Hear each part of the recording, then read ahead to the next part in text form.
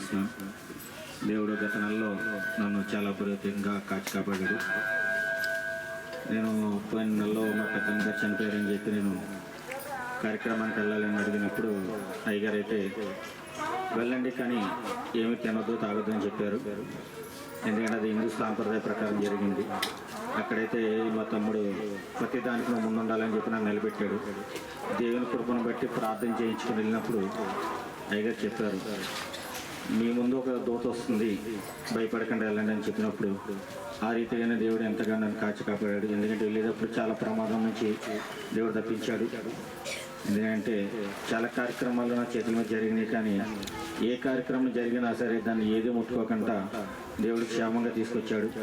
అటు విధంగానే పోయిన నెలలో నెలాఖరు ప్రేయర్లో హాల్నైట్ ప్రేయర్కి వెళ్ళి ప్రేయర్ అంతా చూసుకున్న తర్వాత ప్రేయర్ అయిపోయిన తర్వాత ఇంటికి వచ్చి మళ్ళీ ఏమంటున్నా రాయగొండ వర్క్ నిమిత్తం వెళ్తున్నప్పుడు మరబడి జంక్షన్ వెళ్ళేటప్పటికి నా బండి చైన్ ఊడిపోయి మొత్తం బండి మీద ముగ్గురు ఉన్నాం. వెనక లారీలు వస్తున్నప్పటికీ ప్రమాదం నుంచి దేవుడు తప్పించాడు. దేవుని కృపను బట్టి ఆ రోజు నేను బతుకున్నానంటే దేవుని కృప. ఎందుకంటే ఈరోజు ఈ రీతిగా కూడా నేను ఉన్నామంటే అయ్యగారి ప్రార్థన. ఎందుకంటే నాకు ఏ సమస్య వచ్చినప్పటికీ నా తల్లిదండ్రులకి ఎవరికి చెప్పిన ఎవరు నన్ను పట్టించుకోరు.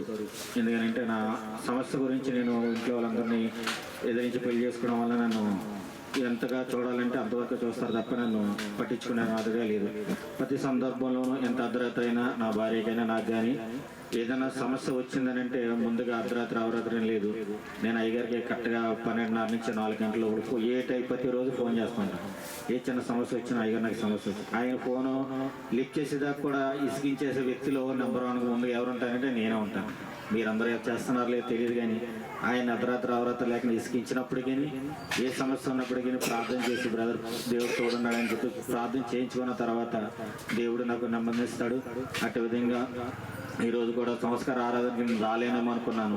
ఎందుకంటే మా ఇల్లు కట్టుకునే నిమిత్తము కొంచెం అమౌంట్ పని మీద బయటకు వెళ్ళాను.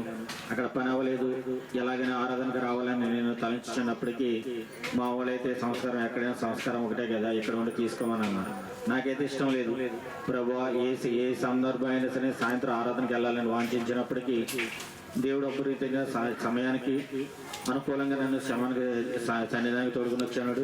నా ప్రయాణం అంతా దేవుడు తోడుగా ఉన్నందుకును దేవుడు ఈ సంవత్సర కాలం అంతా జనవరి మాసం నుంచి ఈ డిసెంబర్ మాసం వరకు కూడా నాకు తోడుగా ఉన్నందుకు ఆయనకు లెక్కలేని సూత్రం చెల్లిస్తూ ఇంక రాకడ ప్రయాణంత వరకు ఆయనకు నీతిగా ఆయనకు కనబడే బిడ్డగా జీవించాలని, నా కొరకు నా కుటుంబం కొరకు ప్రార్థన చేయాలని ఈ సాక్ష్యం ఇస్తున్నాను.